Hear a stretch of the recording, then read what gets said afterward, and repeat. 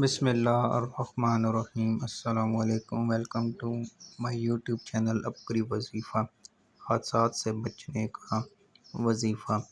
حضرت طلب فرماتے ہیں کہ ایک شخص حضرت ابو درداء صحابی کی خدمت میں حاضر ہوا اور عرض کیا کہ آپ کا مکان جل گیا، فرمایا نہیں جلا۔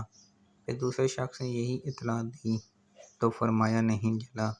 پھر تیسرے آدمی نے یہی خبر دی، آپ نے فرمایا نہیں جلا۔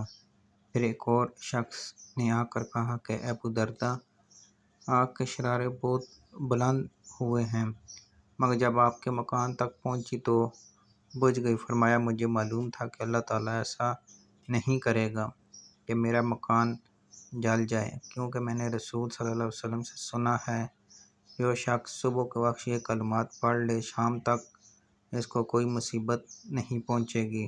میں نے یہ کلمات صبح پڑھے تھے، اس لیے مجھے یقین تھا کہ میرا مکان نہیں جل سکتا۔